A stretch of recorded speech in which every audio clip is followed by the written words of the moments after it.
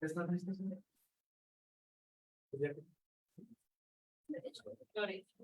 Está bien.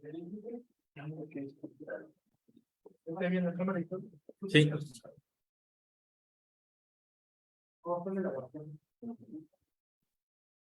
¿Qué decir? Ya está la transmisión en Facebook, ¿eso más? Ya. Ah.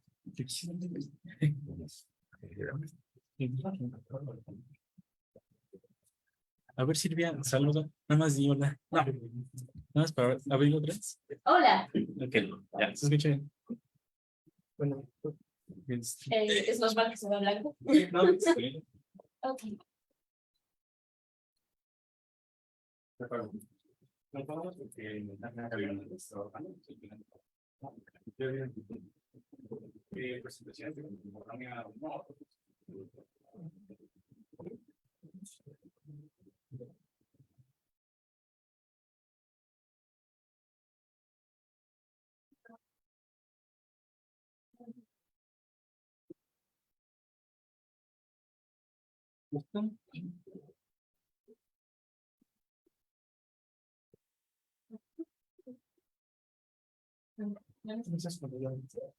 Es que el HDMI no responde.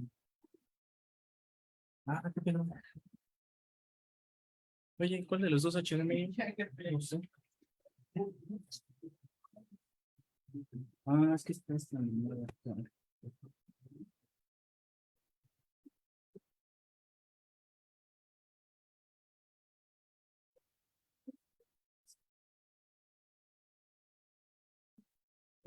También.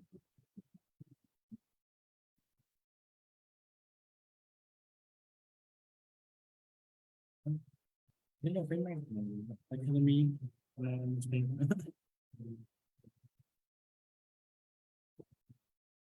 Bueno, los dos. Sí.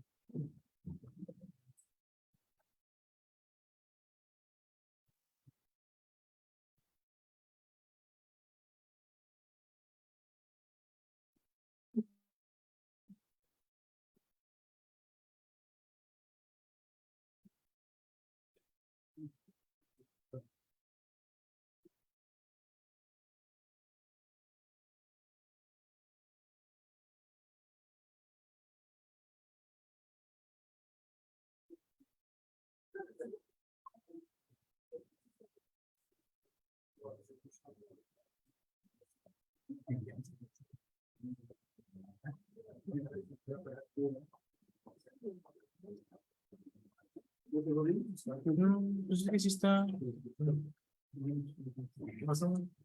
Es un HDMI, güey. ojalá si usted está escribiendo en Facebook. Ya. Ah. Pero se dormió, ¿no? Ya. Ya quedó. Ya dile a Phoebe que ya puedo presentar. Pónganme la luz en medio. Sí, muchas gracias. ¿Te vas tú presentando? Buenas tardes, compañeros. Hoy tenemos el gusto de presentarles otra ponencia de parte de IPC, en la cual vamos a hablar sobre la comunicación de la ciencia, siendo, bueno, de parte de la compañera Silvia Maldonado, siendo anfitriona del Museo Universo. Entonces, bueno, damos pie a la ponencia.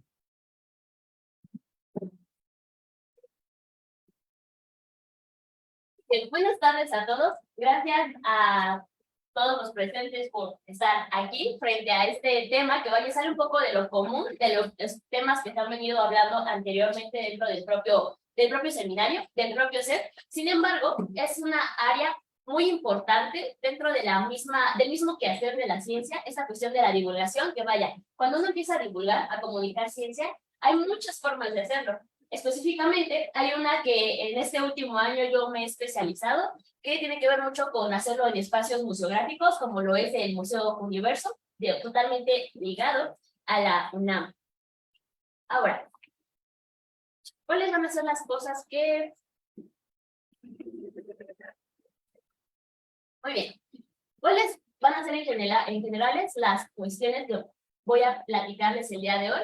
Bueno, En inicio, voy a comenzar con lo de qué es la comunicación pública de la ciencia y cuál es su importancia. Porque no nada más podemos hacer ciencia dentro de los laboratorios, porque hay personajes como Julieta Fierro, quizás dentro de la propia UNAM, que destacan tanto por su labor, obviamente en otros aspectos, pero específicamente como divulgadores. Cuestiones generales, darles datos generales sobre el universo, saber por qué es un uso de la ciencia que se dedica a divulgarla y la manera en la que esa lo hace. Además de platicarles, por si aquí dentro del público hay personas interesadas, platicarles en qué consiste a grandes rasgos este programa de anfitriones de la ciencia, que más allá de ser quizás un programa de becarios, no solamente reditúa a la propia universidad, sino que incluso a los propios participantes dentro de ese programa. Y por último, contarles mi experiencia y aprendizaje, que está totalmente abierta a dudas que puedan llegar a surgir, sea de los temas anteriores o, por qué no, de la propia experiencia.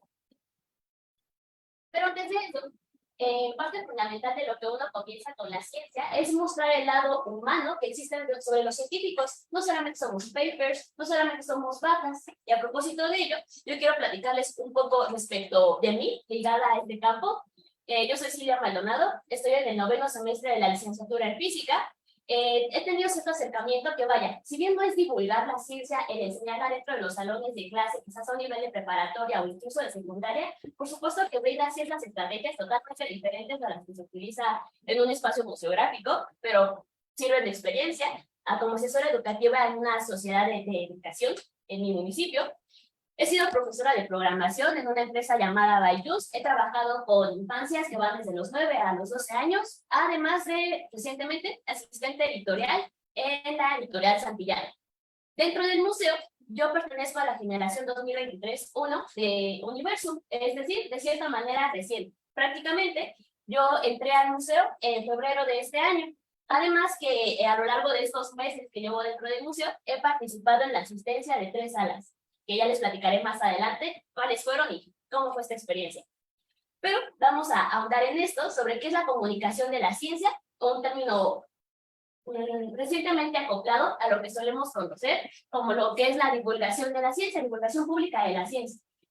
Diferentes personas, diferentes vertientes han decidido mejor acoplar este término, porque más allá de divulgar, no se trata de solamente venir con un público y hablarles sobre algo que quizás ellos pueden llegar a desconocer o empezar a instruirles. Justamente esta parte de la comunicación entabla ya una dirección entre ambas personas, una comunicación que vaya entre el público y, por supuesto, la persona que está exponiendo al respecto. Esta comunicación de la ciencia, cuando nosotros nos preguntamos sobre qué importancia tiene esta comunicación, existen varias respuestas a propósito de ello. ¿Qué se les ocurre a ustedes de por qué es importante divulgar? ¿Por qué nada más no los científicos se dedican a hacer ciencia en los institutos, divulgarlas en congresos, pero por qué es importante darla a conocer al público? ¿Algunas participaciones? ¿Por qué es importante divulgar? ¿Por qué existen los museos? ¿Por qué existen las redes sociales para hacer ciencia? Algunos de ustedes quizás se dediquen a hacer ciertas infografías, no sé, ¿qué los motiva a hacerlo? ¿Por qué es importante? Tal vez para que las personas tengan un mayor acercamiento a la ciencia y sepan qué es lo que hacemos y no lo vean tan riguroso. O sea, es justamente de eso se trata la divulgación científica. Ok, dar como que esa parte blanda que puede existir de la ciencia, o sea, que no está brusca. Adelante. Creo que también para que no tengan información falsa. Ok, la parte de informar, por supuesto. Adelante. Porque finalmente nos debemos a la sociedad, y entonces comunicarle a esta, qué es lo que hacemos como científicos, además de, como dicen, para evitar la desinformación. Claro, y de hecho esa respuesta ahonda mucho en el qué es lo que motiva a hacer ciencia, una pregunta mucho más profunda. En general nosotros podemos pensar en los beneficios que no solamente como científicos, sino en general en la sociedad, motivan a los tiempos actuales. No es una mentira que la tecnología que disfrutamos día con día y que de hecho el progreso que podemos tener las comunidades se debe bastante a este avance en la ciencia. Como mencionan esta parte de la información, vaya, el valor que puede quizás tener el aprendizaje, el conocimiento, pero ¿de qué nos sirve más que nada el sacar la innovación del año si nadie la conoce, si es un secreto totalmente? Puedo tener piedras, puedo tener diamantes, puedo tener oro en las montañas, pero lo que le va a dar su valor justamente es que las personas lo conozcan, que las personas puedan darle esa utilidad a lo que poco a poco se va generando. tenemos una cita que dice: la divulgación y comunicación de la ciencia pretende hacer accesible nuevamente este conocimiento, a veces poco descifrable, utilizado por los científicos en la actualidad, y a su vez con interés para el público, o con poco interés para el público en general. Muchas veces se piensa que la divulgación de la ciencia se trata de desmenuzar, de decir de forma fácil lo que los científicos no pueden decir. Pero no se trata de eso, se trata más que nada de que uno pueda aprender la narrativa, la forma de contar historias a partir de un hecho que es totalmente científico, que la ciencia sabemos, pues es una metodología. Esa es la importancia de la comunicación de la ciencia. Darle ese valor que puede llegar a tener ese descubrimiento, ese avance, ese estudio dentro o frente de la sociedad, que finalmente es la que lo motiva. Para darle un bien a la sociedad es lo que prácticamente, en forma general, motiva el hacer ciencia. Ahora, cuando nosotros platicamos dentro de lo que existe como de ser anfitriones del universo, se toca una palabra muy importante que es la mediación. Pero antes de entrar justamente en esa palabra de mediación, me gustaría andar en este esquema fácilmente dibujado a lápiz, porque realmente es muy sencillo, lo vemos desde la primaria, este esquema de emisor, medio y receptor, cuando uno intenta comunicar un mensaje. Pues dentro de la comunicación de la ciencia también está presente el científico, que es el que se enfoca en generar todo este contenido, todo este material, todos estos estudios, nos da el mensaje. El receptor, por supuesto, es nuestro público, y todo tipo de públicos. No es el mismo mensaje ni la misma forma que se la vamos a hacer llegar a todo tipo de público, por supuesto. Esto lo tenemos que ir adaptando, inclusive, al propio espacio. Y aquí es donde está la parte interesante, al menos el día de hoy, en la que vamos a hablar, porque nosotros, o al menos aquí yo, como divulgadora, es como cuando fungimos este medio, y no solamente como un canal, sino que sucede algo bastante interesante dentro de este canal y muchas técnicas e estudios que vayan. Yo sé que puede ser interesante el adentrarnos sobre la materia condensada, ver a las estrellas como un fluido, pero créanme que aquí también podemos ahondar mucho estudio y sobre todo darle la importancia que requiere la divulgación de la ciencia, porque va totalmente ligada al progreso o el valor que se le puede dar dentro de una misma sociedad que potencia al interés que hay en un mismo país y su mentalidad. Pero vamos con eso. Para ello, vamos a platicar un poco respecto a lo que es una experiencia museológica y la cultura científica. Cuando nosotros podemos llegar a ir al museo, usualmente aquí no nos llegaron a llevar a la escuela, a los museos, ¿a poco no? ¿Quiénes llegaron a ir a la excursión al museo? ¿Qué sea? Ok, y muchas veces era como de, ¿por qué vamos a ir al museo? ¿Por qué no vamos a Six Flags? Ah, es que en el museo, como estamos hablando de biodiversidad, pues allá tienen una sala de biodiversidad y como la maestra quiere ahondar en eso, pues nos va a llevar a ese museo. Vamos al museo a aprender. Algunos sí van haciendo desastre en el camino, divirtiéndose. Solemos ver a las personas que se van riendo en las salas y simplemente hacerles un shh. Un museo tiene que ser un lugar de cautela. Bueno, dependerá el tipo de museo. Pero un museo, más allá de verlo como un lugar donde hay que aprender, también se trata de generar experiencias. ¿Por qué? Porque el conocimiento y el aprendizaje es cognitivo, ¿sí? Yo puedo pensar que yo voy a aprender o tener conocimientos nuevos, por ejemplo, en un salón de clases, en la facultad, a través de un libro, viendo programas aburridos que duran 2 horas. Pero alguien me puede contar un chiste y ese chiste me puede fascinar, me puede generar una risa, me genera una sensación. ¿Y por qué ese chiste me hizo tanta gracia? Yo ya me aprendí ese chiste. Y no lo leí ni en un libro, ni en la escuela, ni en la facultad. A partir de una sensación, yo tuve un conocimiento nuevo. Y eso no solamente se genera cosas que podemos tener en nuestro día a día, también con los propios conocimientos. Y es la labor o la misión que tienen lugares, como lo es, por ejemplo, el Museo Universo. El Museo Universo es un escenario para comunicar la ciencia a partir de su material lúdico, estructura y montaje de sala. Es decir, específicamente el tipo de museo que es, permite la interacción con el visitante a partir de ver, de tocar e incluso de jugar. En un museo, sí, se va a jugar, al menos en el tipo como lo que es Universo. Es importante tener presente que existen miles de maneras y lugares para aprender, como el adquirir conocimiento, no se limita a leer un libro o asistir a una clase. Ahora, esta cuestión de la cultura científica, ¿a qué le suena cultura científica? Cuando alguien nos dice, es que eres muy culto científicamente, ¿qué le suena esa palabra? ¿O a qué la solemos asociar? Valorar la ciencia. Ok, valorar la ciencia, justamente darle ese valor que puede ser lo que dé significado a la visión en general que tiene la población sobre los descubrimientos, incluso en cuanto a los propios científicos. ¿No les pasa que quizás sus papás si están estudiando aquí en ciencias, me dijeron, ¿y de qué te sirve saber el coseno cuadrado de pi al 3/4 si lo que a mí me interesa es que te pongas a limpiar tu cuarto?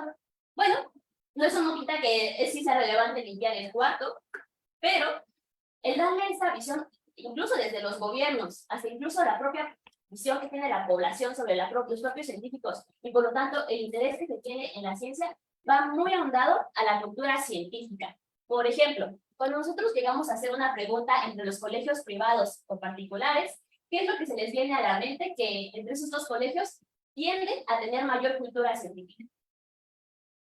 ¿Qué dicen? ¿Los particulares o los públicos? ¿Qué tipo de colegio tendrá mayor cultura científica?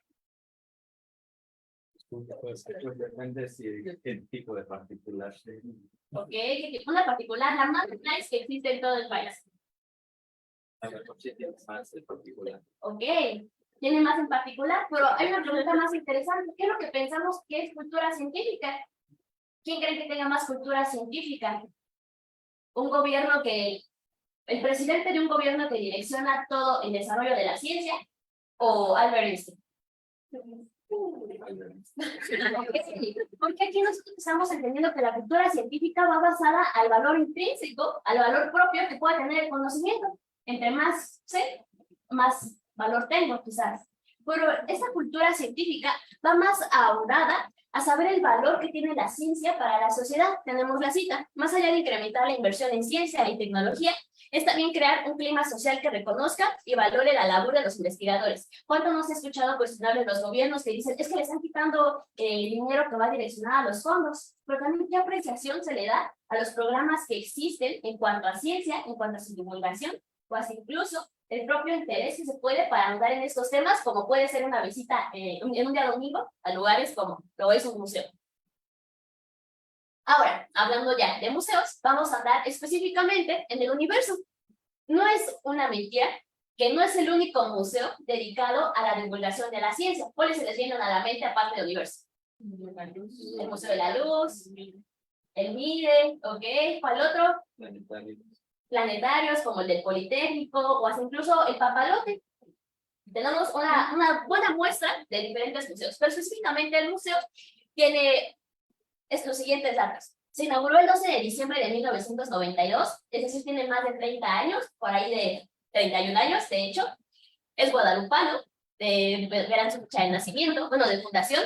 Además de que este museo, vamos a hablar en los tipos de museos que existen. Este museo es un museo interactivo, experimental y creativo, que se dedica a divulgar no solamente las ciencias naturales, porque en el museo no solamente vemos salas como lo puede ser física, evolución, química, también hay salas que nos muestran el enfoque de la biodiversidad, de la parte social.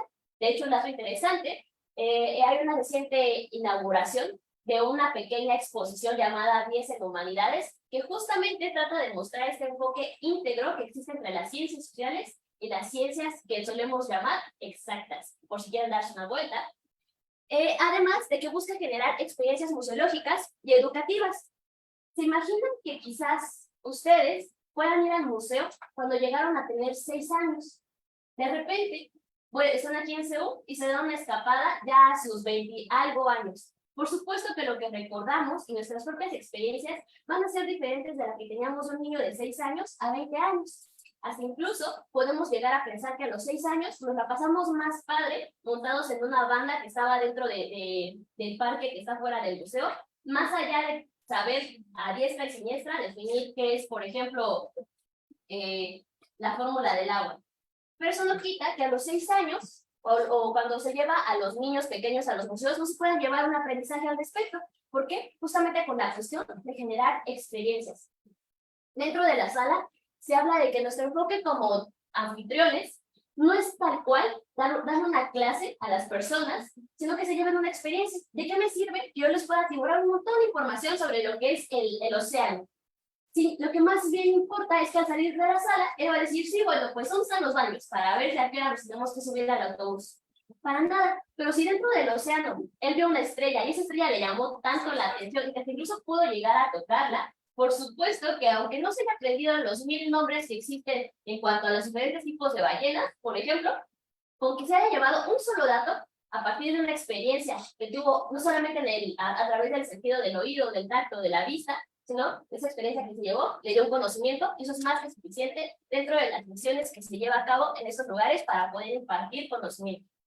Ahora, también promueve la cultura científica, propiciando el pensamiento crítico y la reflexión. Esto se puede lograr, sí, a partir del montaje que puede tener la propia sala, pero más que nada esta reflexión y este propio pensamiento crítico se genera con las mediaciones, que vamos a hablar en un momento respecto a eso, y el propio papel que pueden tener los anfitriones con fungir en este canal que habíamos visto anteriormente. Este canal, a ver, ay, creo que estoy adelantando. Hacer este canal, justamente. Este es el papel fundamental que da parte de la propia misión que puede llegar a tener el Museo Universo, siendo este medio los divulgadores. Ahora, vamos con la siguiente. Ahí está. Y finalmente, alienta a las infancias y juventudes a explorar y desarrollar sus intereses y habilidades para comprender el mundo. Pero esta es una observación bastante importante. Podemos llegar a pensar que quizás hay personas que van al museo sin tener la más mínima idea de qué quieren ser de grandes. Y cuando salen de ahí, de mínimo quieren ser astronautas, o quieren ser científicos, quieren ser químicos. Pero eso no solamente es la propia labor que el museo puede generar a sus visitantes, sino también a nosotros como becarios a partir de su programa. ¿Por qué? Porque el museo, a partir de diferentes habilidades de comunicación, intereses que se pueden tener a partir de la ciencia, nosotros como universitarios, el Museo Universo también nos puede dar o retribuir esa cuestión de decir, quiero orientarme a la divulgación de la ciencia o, por qué no, a otras ramas afines dentro de habilidades que se hayan descubierto en el museo a partir de ese tipo de experiencias. Entonces no se limita dar únicamente al público, sino que también el museo tiene mucho que darnos a nosotros. En general, las salas del museo son las que podemos ver listadas de este lado. Tenemos inclusive una colaboración con el Laboratorio Valle, nosotros de cariño le decimos bailar. Tenemos, por supuesto, la sala de química, nos concentramos también en la parte del cerebro, tesoros con la parte de los dinosaurios, ¿por qué no? El espacio infantil totalmente contemplado para que las infancias puedan empezar a tener ese acercamiento más allá de la ciencia, comenzar a desarrollar esas habilidades de las que hablábamos anteriormente. También tenemos salas que hablan en ese marco de lo social, podemos ver de este lado como hábitat, que nos muestra más que nada el papel que tiene la Ciudad de México, con esa cuestión de los mapas y toda la demografía que tuvo que surgir para ser la Ciudad de México, lo que sabemos que es la Ciudad de México. Notaremos que específicamente hay 3 salas marcadas con verde, porque de forma personal son las que yo he estado, yo ya he tenido presencia, porque yo he sido anfitriona específicamente de esas 3 salas. Planetario, las exposiciones temporales, que aunque es un solo espacio, van cambiando constantemente, y esto implica una infinidad de conocimientos, pero también de habilidades y anécdotas bastante bonitas. Y por supuesto, Imaginaria es un espacio que sale de lo común. ¿Han escuchado de la realidad virtual? Pues justamente la realidad virtual, ese nuevo recurso que se está dando con las tecnologías, es bastante aprovechado y nos muestra que el Museo Universo está procurando estar en esta vanguardia de las tecnologías y de generarnos, a propósito de sensaciones, pues generarnos una sensación realista al respecto de estos espacios. Muy bien, ahora, a propósito de en qué consiste este programa de anfitriones de la ciencia Universo. De este lado, nosotros podemos observar los requisitos que se requieren para poder participar dentro de este programa. Por ejemplo, ser estudiante de la UNAM. A partir del 50% de créditos, ustedes pueden comenzar a aplicar este programa si están interesados. Se requiere un promedio mínimo de 8. Además, y esto es súper, mega importante, quizás lo más importante, tener una disponibilidad de horario de 20 horas a la semana. No tener más de un año de haber concluido los créditos en caso de que ya hayan terminado la licenciatura. Residir en la Ciudad de México o en el estado. Y además no contar con algún otro programa de apoyo, porque por supuesto, eso cuenta como una beca. Ahora, en términos de dinero, el monto de la beca, porque pues, es una duda curiosa que a todos nos llama la atención. Pues sí, si lo vemos como una beca, un apoyo, es una beca de ciertos términos buena en cuanto a la cantidad que se percibe.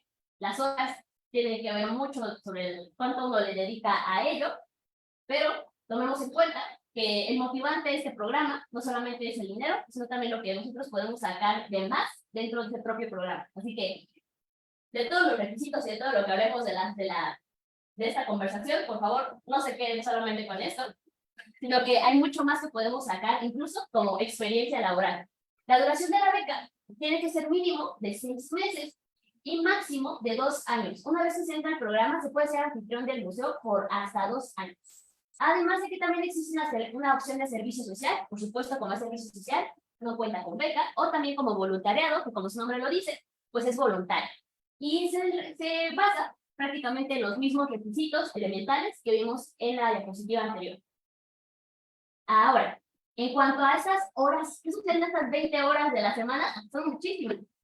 Bueno, estas 20 horas de la semana, en general, se toman en 2 partes. La primera tiene que ver con la capacitación. No se trata de que solamente lo que la carrera y los conocimientos de la vida nos dio hasta el momento para simplemente ir a la sala y que el museo nos diga, adelante, expone al visitante qué es una torre. No se trata de eso. Tiene cierta visión a partir de un horario de capacitación que es un horario fijo. Sucede los días lunes de 4 a 6 de la tarde, en el que vaya.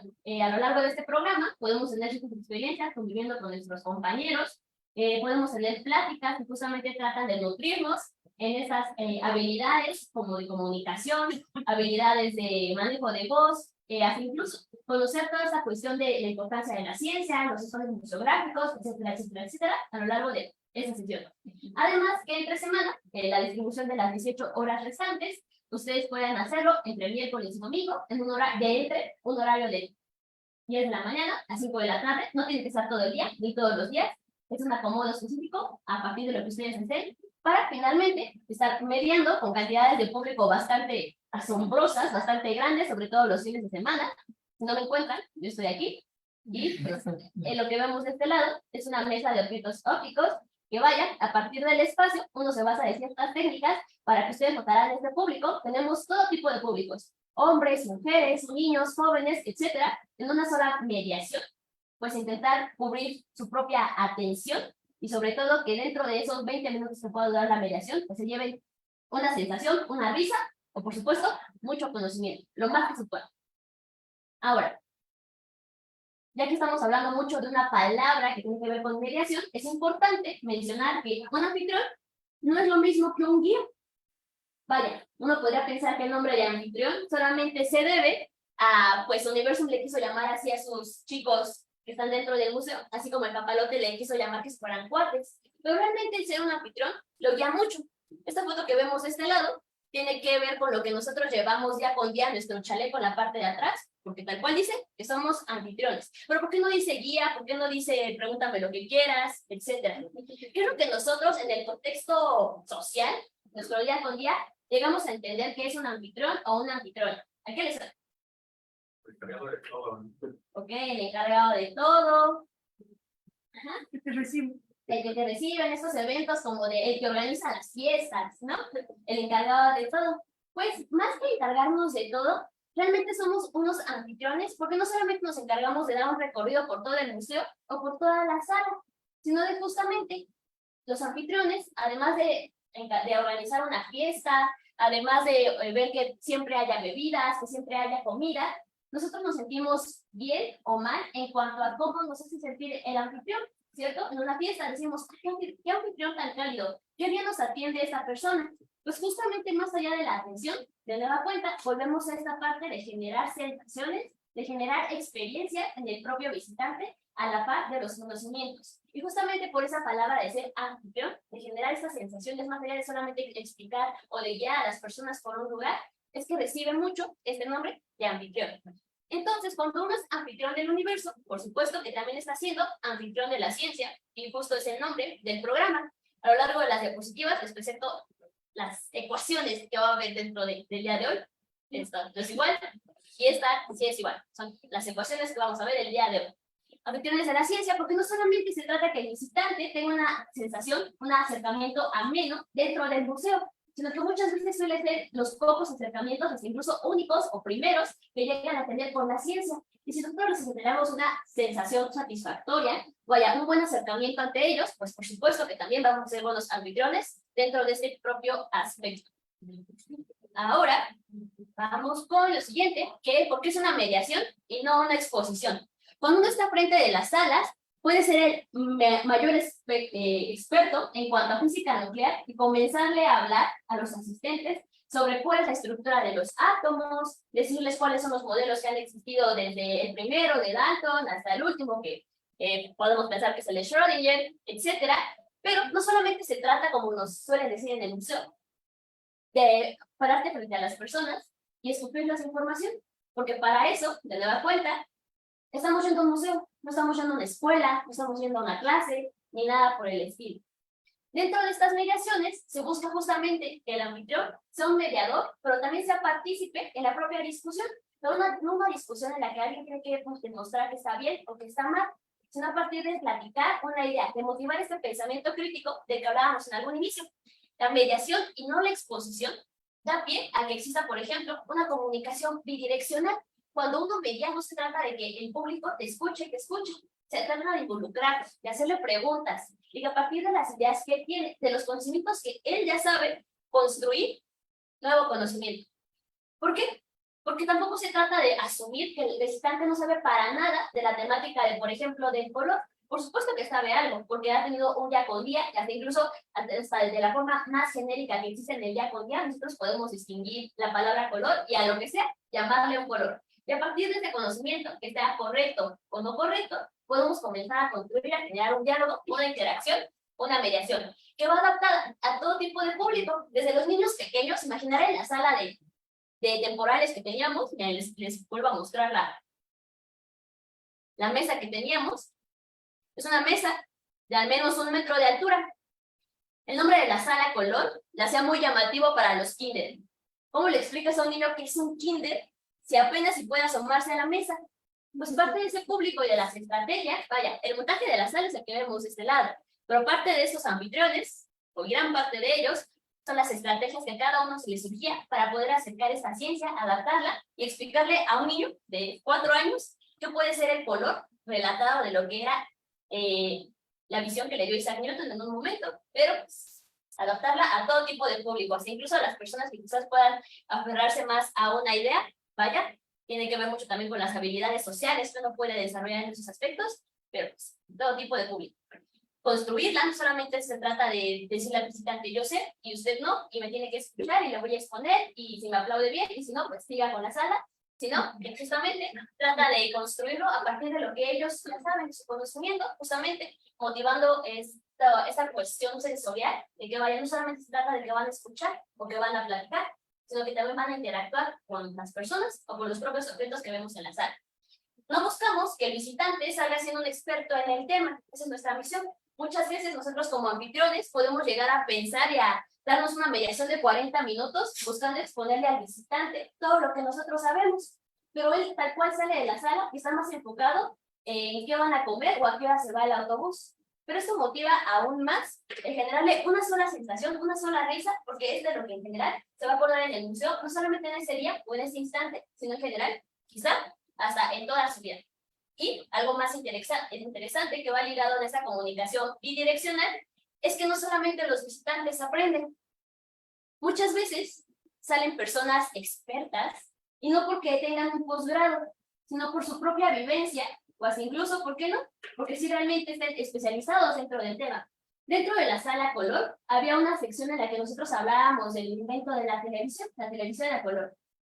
Nosotros nos tocó de un tiempo para acá, o sea, nosotros nacimos con las televisiones, pero nuestros padres, nuestros abuelos, incluso mis abuelos, vieron totalmente su nacimiento, llegan a contar de voz propia las vivencias de lo que era un bulbo. Yo puedo explicarle que están de forma técnica y tecnológica qué es un bulbo, pero él me va a contar desde su visión, funciona o no funciona, qué hacían para que esos pudieran arrancar, contarme las caricaturas que había en ese entonces, contarme por qué se llegaba a ver esa interferencia que podíamos ver en las pantallas. Y eso, por supuesto, que también es un conocimiento que podemos aprender día con día al interactuar con los visitantes, y que esto se puede traspolar a nuevas visitas que tengamos de otro punto.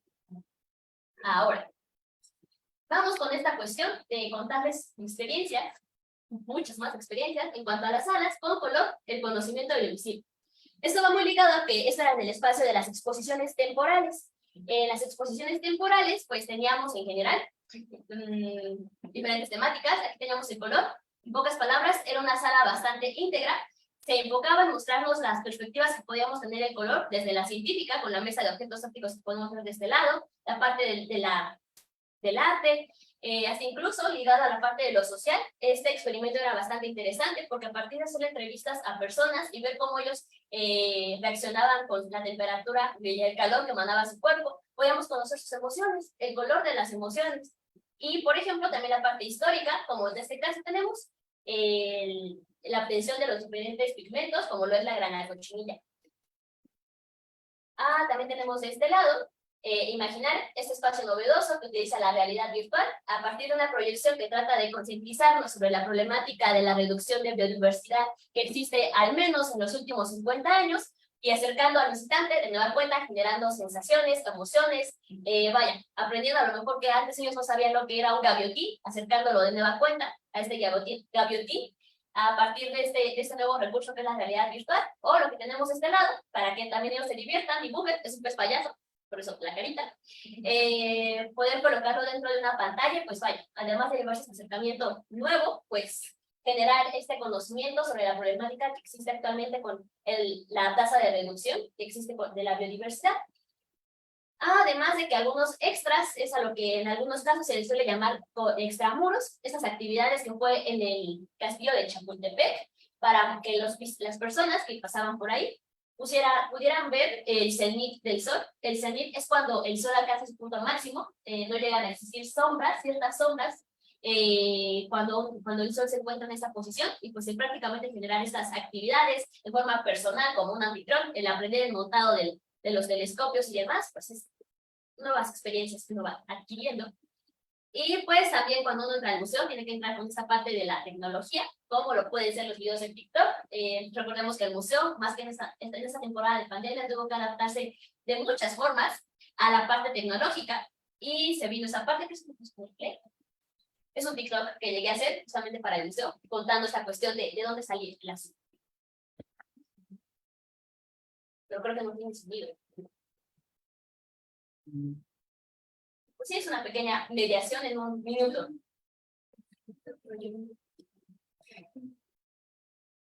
De la llamada filtración, que era traída de Oriente Medio, podríamos estudiar el color azul ultramarino, pero también para poder verlo, podemos ver también esta película también.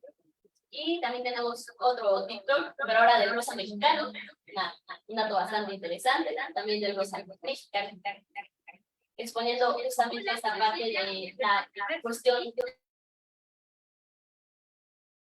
¿no? El rosa mexicano, bueno, se debe a que justamente es de México, su creador, Ramón Valdosera, en 1900, por ejemplo, la cosa con la realidad de la próxima va mucho con la pregunta de qué tendrá de mexicano, el rosa mexicano. Los niños pequeños se llevaban mucho con esta palabra, porque las personas piensan que la respuesta más complicada suele ser la respuesta correcta. Pensaban que el rosa mexicano era porque alguien había descubierto este pigmento en el país, lo había patentado, y se había habido una lucha de las patentes, pero para nada. La respuesta correcta de por qué tiene de mexicano el rosa mexicano, justamente es que es de México, a partir de su creador Ramón Valdosera, que lo llegó a presentar en un desfile en Nueva York, mostrando esta nueva visión de México en el ámbito de la moda. Eso motiva mucho las sensaciones que tienen los niños en una sala en la que de por sí, la primera vez quizás no alcanzaron a ver mucho por su altura. Y cuando les dicen, a ver, ¿cuál es la respuesta correcta? Y los papás empiezan a preguntarse cuál es la respuesta más difícil, porque esa es la correcta, y es la respuesta más simple, y uno le dice, sí, en efecto, esa es tu respuesta correcta, y él dice como, no inventes, yo la dije de cotorreo, de juego, y está bien, y eso ya es una sensación, algo nuevo que se queda el niño o la niña, y dice, pues, a mí me dijeron que mi respuesta estaba correcta. ¿Cuál fue mi respuesta correcta? Que el rosa mexicano, en efecto, sí es de México, y eso motiva su atención, y por supuesto lo hace más propenso a que pueda guardar más información a partir de lo que después se tuvo de sensación al dar ese acierto. Finalmente, me gustaría terminar mi exposición con esta frase que tenemos muy particular justamente dentro de la propia facultad, que está en esa banquita, que dice, no hacemos ciencia para el pueblo, somos el pueblo haciendo ciencia, y yo le agregaría que también justamente de esta ciencia, el pueblo está saliendo beneficiado. La divulgación de la ciencia debe estar a la par del conocimiento científico mismo, no se debe dejar como una labor de, bueno, pues nosotros nos adentramos en lo más importante, en lo más difícil, ya que los divulgadores hagan su trabajo o que la divulgación es la última instancia. Tiene el mismo valor hacer la divulgación, tanto en un museo, en un TikTok, como en los laboratorios o hasta incluso en el CERN. Porque justamente lo que le da el valor a la ciencia es que sea conocida, por lo mismo que hablábamos al inicio de esta ponencia. Y pues, les agradezco su atención.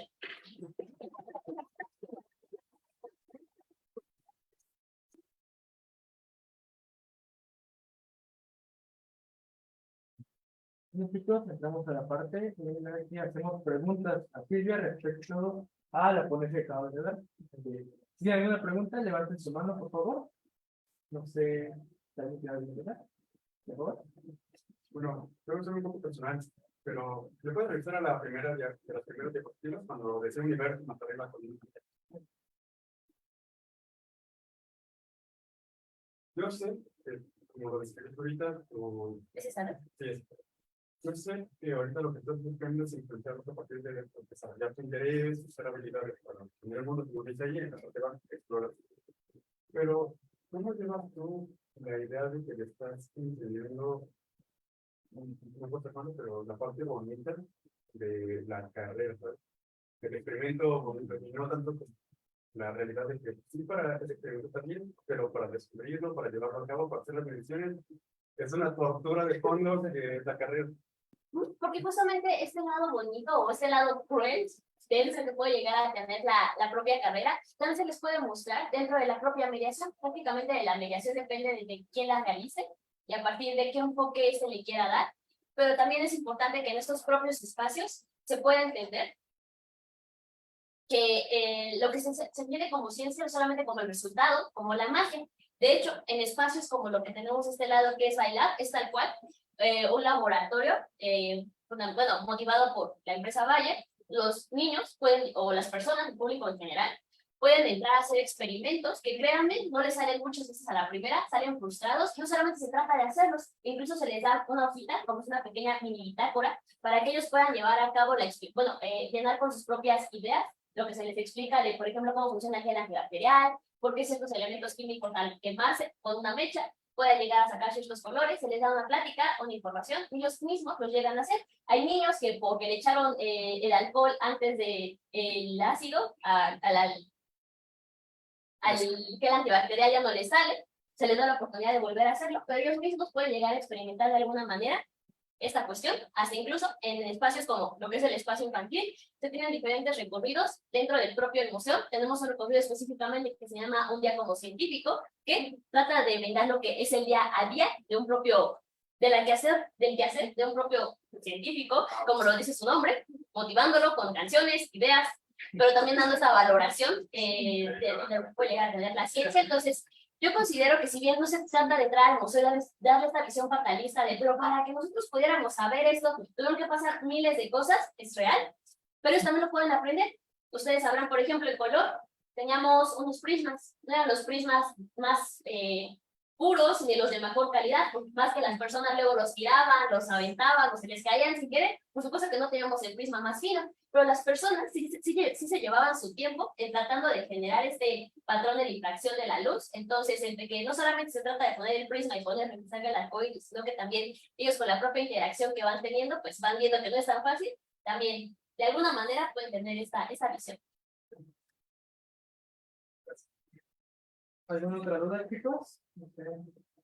¿Alguna inquietud? Mi duda más enfocada como hacia, bueno, yo siento que parte importante o fundamental de toda esta transmisión y divulgación es la parte pedagógica, ¿no? Y siento que ahí hay un clavo muy importante, incluso en cómo se enseña la ciencia, ¿no? Hoy en día, o sea, estamos hablando nada más de ciencia, ¿no? Porque yo siento que todo, ¿no? Entonces, mi pregunta es como, bueno, muchas veces, a veces incluso en las clases, ¿no? La parte pedagógica falta mucho en los profesores como para transmitir los mismos conocimientos, como dices tú, con el paradigma ya científico, ¿no? El paradigma ya de la ciencia rigurosa, ¿no? Y aquí es como transmitir ese paradigma también riguroso hacia gente que pues, no conoce ese paradigma, ¿no? Entonces mi pregunta es, ¿qué tan necesario es como un conocimiento pedagógico como muy extenso para ser divulgador o difusor de la ciencia, ¿no? en esta, incluso tú como anfitriona, ¿no? Porque pues también yo siento que tú lo estás haciendo día a día, pero también hay muchísimos cursos teóricos y todo, ¿no? Sobre cómo hacer didáctica, enseñanza, pedagogía, ¿no? En sí mismo. Entonces mi pregunta es, ¿qué tan necesario es, conforme a tu experiencia, lo has necesitado mucho, has necesitado mucha teoría sobre eso, o cómo lo has aplicado, ¿no? Pues justamente la parte de la misión que tiene Universum al darnos esas horas de capacitación, que vaya, en teoría podríamos pensar que son mínimas. De hecho, nosotros como anfitriones llegamos a demandar que sí, son muy poquitas. Hay mucho requerimiento en cuanto a la parte pedagógica, a esta cuestión de aprender habilidades, que es lo que te puede llegar a dar de ventajoso el museo, de ser expositor y perderle miedo a las cosas. Y además, pero también se trata a los demás públicos. Se trata de alguna manera de a nosotros darnos lo necesario para que dentro del museo podamos llevarlo a cabo. Mi respuesta en lo absoluto va a ser decir, no se necesita, hay muchas personas haciendo ciencia y no son pedagogos. Es más, yo no soy pedagoga, ni nada por el estilo. Al contrario, se le tiene que dar la relevancia porque de hecho existe hasta incluso un instituto enfocado en la investigación de enseñanza, pues sí, la cuestión de las enseñanzas dentro de la propia UNAM, entonces totalmente requiere de una focalización.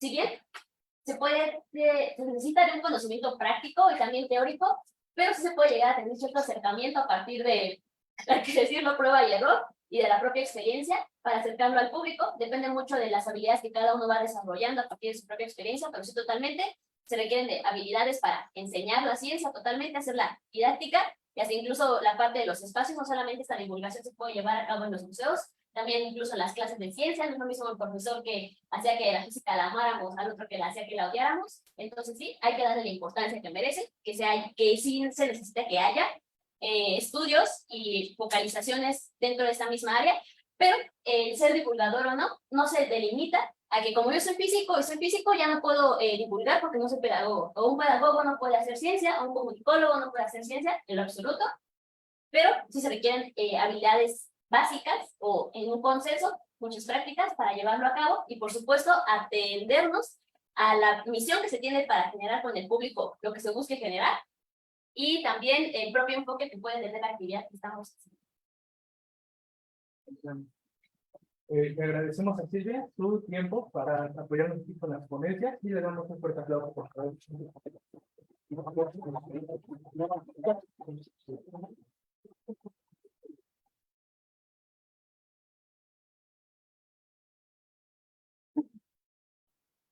Gracias. Y bueno, muchas gracias también a todos ustedes por asistir. Recuerden que todos los martes a las 2 estamos aquí con una nueva ponencia. El siguiente martes toca hablar de astronomía, de estudios sobre gases en diferentes nebulosas. Y bueno, aquí los estamos esperando. Igual saben que si ustedes tienen algún tema que quieran presentar aquí, en la página de Instagram hay una pestaña de las historias en la cual pueden tener un formulario para así poder ser partícipes, ¿no? Del siguiente semestre de este seminario. Y bueno, les agradecemos de parte del CEF que nos haya podido acompañar. Gracias.